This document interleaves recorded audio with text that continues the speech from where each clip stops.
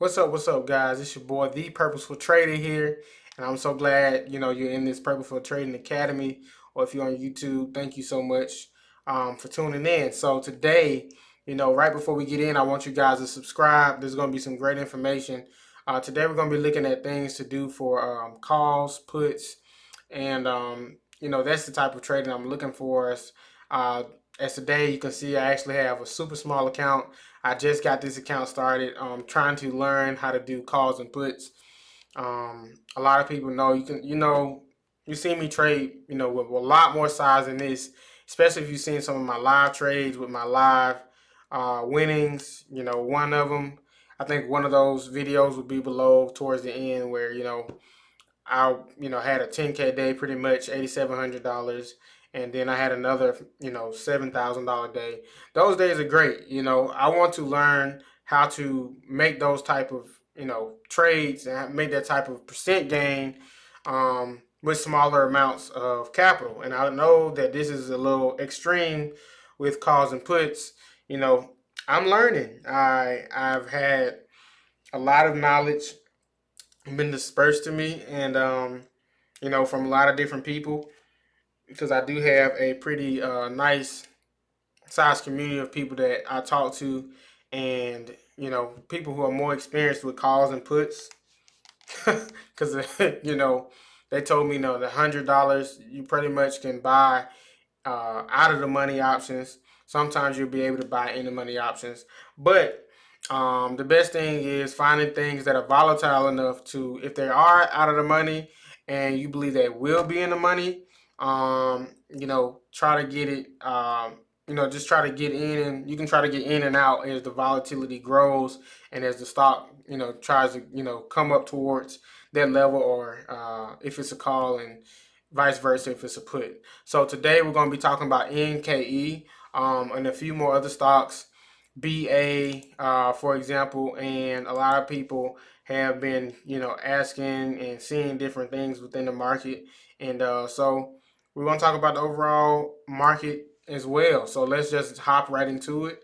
Right now, NKE has earnings this week, and I'm going to be looking to trade NKE, aka Nike. So Nike is a really great, it's a really great long-term stock for most people, because Nike, they usually are, gross over gross, which means, every year the gross income, the net income also, they usually end up making more and more and more. Um, Even with the pandemic, I believe they've been doing pretty good. And so this is an earnings play. And so I'm not going to try to trade it on earnings day per se. But what I would do is I will be actually trading this up until the earnings day, because I do believe that they will have some great news, or some relatively good news. And I do think people will see that it's off from the highs by $7. And in a week's time, I mean, if you look back here, a few weeks ago, went from 134 all the way up to what is this, 145. So it took basically a $10 move, and so same thing. I think this pretty much could go. Let's just say it goes another $7 to $8, and it'd be right near that breakout level. And I truly believe if it gets close to that breakout level with earnings coming up around the corner, with people watching it, I do believe it'll break out, maybe go to 151. Because you can see this really does, as soon as it breaks out, pulls back, breaks out, pulls back. So I mean, this was the only time where it really, when it truly broke out, um, not on really great volume though. I mean, you can look below down here, and there's really not great volume like you see here on this big green day. I mean, of course not, maybe because it's at such a huge dip.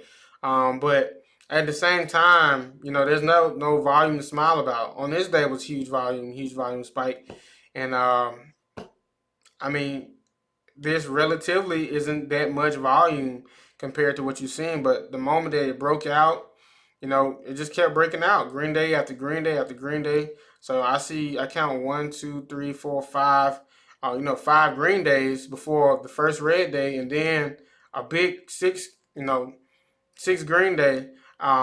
So this could pretty much try to keep pushing, and I want to see what it does near this high, and if there's any volume in NKE this week. So we'll be looking closely at that, and even at the 5-day chart. If you look at the 5-day chart, it's been doing pretty well, been basing pretty much higher and higher after the market's pretty much big drop about about 10 days ago, right here when it had that big drop a few days ago. But it recovered well and actually, broke that top, the previous top right here. But I always say that, remember, we always say look left. So now you can see after hours the way it actually reacted. It started an uptrend. So I'm looking for this to start the base around that 142 level. And if we look like we did 3 years back, I'm looking for this to pretty much base right here over that 140-ish level. I want to see it base right around in here. That's over, hold on, right here. Right in this level. And once it starts to base in the 140s, 141s, then I'll be looking to take my my trade. I don't want to trade while it's under this resistance. I want to trade when it's over, and then it comes to retest and try to go back under. But and it stays and it starts to grind up. I want to take a position somewhere in here for like 143, and risk 141 with a believing breakout of 147, and just play it that way. Even if I was just trading the stock, stock by stock, I'll be looking at it like that, because the moment that it gets over this and it retests and it shows strength at this resistance level, that then comes support. Now you're looking at the next ceiling, which is relatively just these levels, but the breakout level, and that's what I'm looking for on NKE. So 140 was that 141 over and under test, and take a position somewhere in here, somewhere in here on a pullback preferably. But that's NKE's plan. BA, I have no clue. A lot of people have asked me, and I've just been sitting here trying to look for myself, like what in the world, because this is a 3-year chart, and I'm like, I have no clue. There is some resistance here at the 297 level, but I don't want to disregard where the level is right now. I mean, it's right here, right in the middle of this resistance. And now there's not, it's not a lot of volume on these few days. So, could theoretically rip. My mindset, to be honest with you, I do believe that at some point, 299, 297, whatever you want to call it, this level right here, for all intents and purposes, is going to be a really good one to test off of. So I do see this going up at least until this 290-ish, 293 threes before I do see, something. I think BA does have some news. Let's look and check the news on BA right now. BA, do they have any news? Barron's picks. No. So no, they don't have any news, but there is a few. And I'm going to go on also on my Yahoo Finance, and I want you guys to see how I just pick stocks and things of that nature and go through it that way. So let's go. BA, we just got finished talking about BA, and as we can see here, Boeing has a 737 MAX orders finally start to flow. So it's starting to, the trouble jet is regaining some order momentum thanks to a combination of long time customers and new ones. So I don't even know what Boeing does. So I actually, trade momentum. So let's say we're trying to do this. This is really good. So now we're gonna see how I pretty much get my information and go from there. So I'm looking at this. It says Boeing, top selling jet, has struggled mightily over the past 2 years. So it looks like they sell jets. And the aircraft manufacturer giant booked relatively few orders. All right. I'm not about to read this whole. This is not what we do. We don't read all of it. What we do is read things that people might look at. Um, so it wasn't working at first. Few orders, but it says a double whammy. So what is this talking about? Right. This is what we want to find out.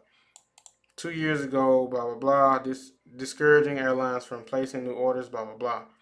That caused blah blah blah blah blah blah blah blah.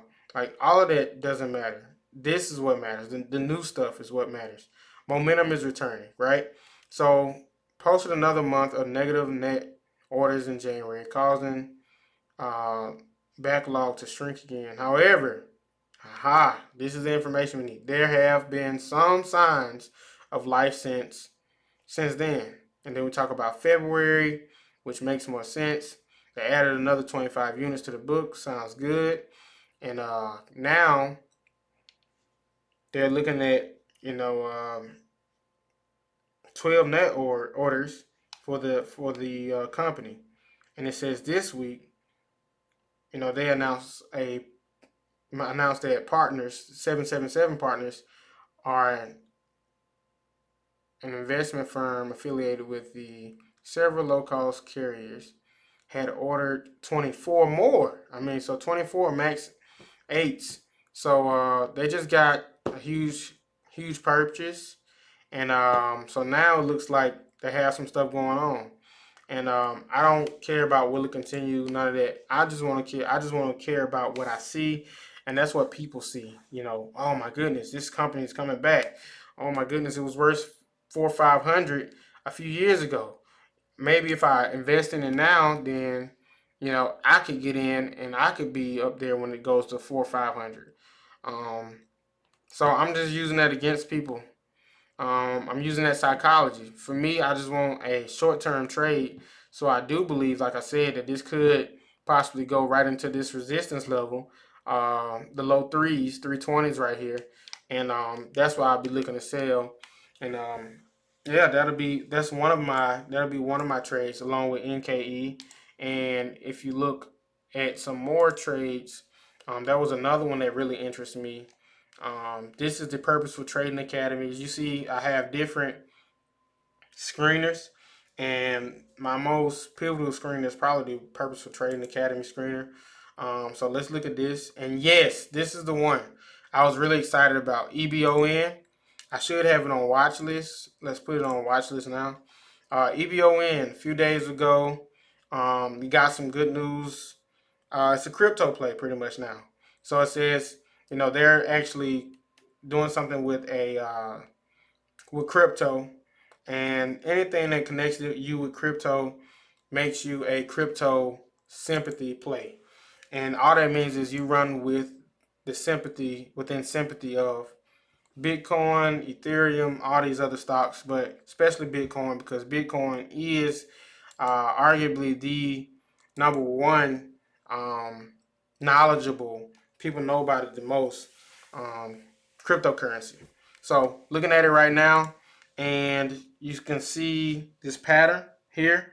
Once it has this big push, it continually just goes. So I'm looking for it right here. It looks like it could just churn. It probably could just churn up to over the 70,000s. Well, if that happens, I want to look at EBON, and I want you to look at these charts and see if they're any similar. So not yet, but as you can see, this company, this is last year, a few years ago. But right now we're coming right up on a resistance level. You can see at 1048, and I would be having my information ready. I think it can hit 11s this week. It did hit 11s Friday, but there was nothing that stuck.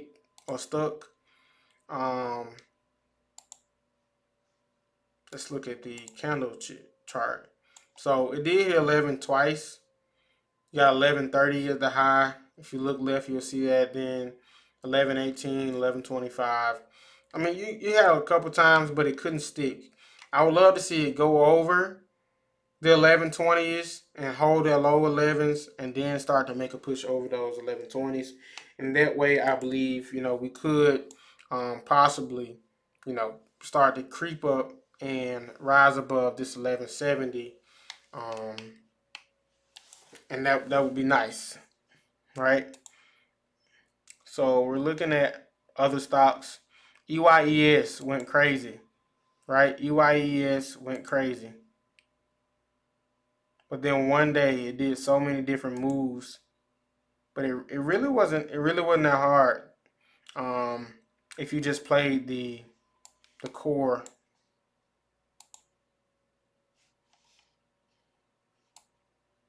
As you can see, it's now trying to form like a cup and handle chart. Uh-oh. There we go. It's kind of trying to form a cup and handle chart. A multi-day cup and handle chart. So it's been holding gains pretty well, especially right here in the 10s and 11s. Holding, holding, holding. So I'll be looking for this, to be honest, I want to see if it holds up here and, try to get that breakout. I want to break out over the 17s. That's what I would like. That's what I would like. If I was trading it, it would be simple. I'd be buying the breakouts, selling into the volume pushes, and I'd stay away from any other movement. And let's go one more. Let's go one more. ENTX.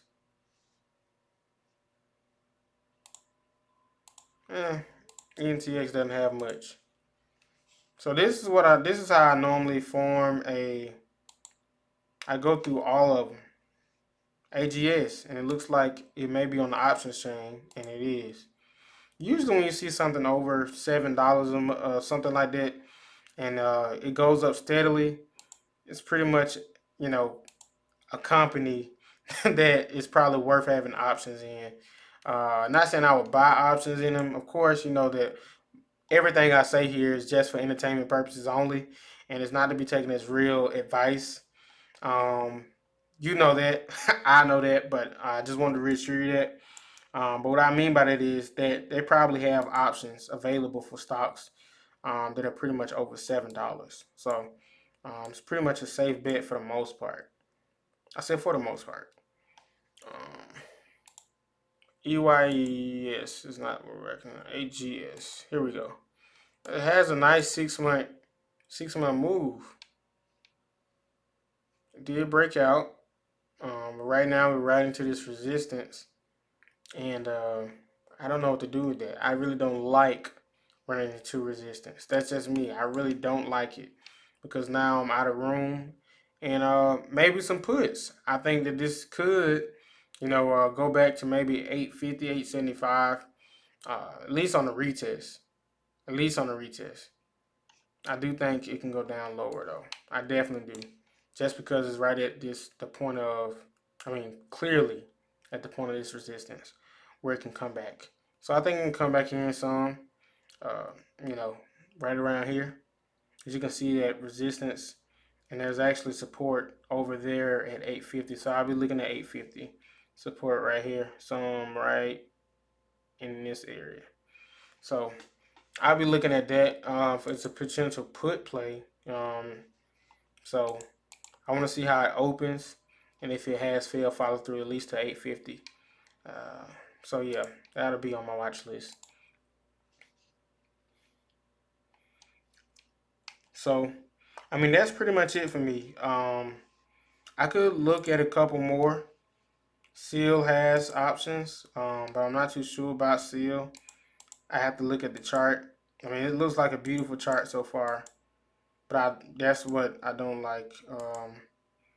Within the past year, it's been a beautiful chart. In the past 2 years, where did it come from? I want to know how far, it's came, where it's coming to. So it did break out and touch that resistance of basically 585. So not really my style, but I would love to see what it does. Does it pull back here and hold and grind up a little bit higher? But it's a no-go for me just because it's midway. It's not showing me anything.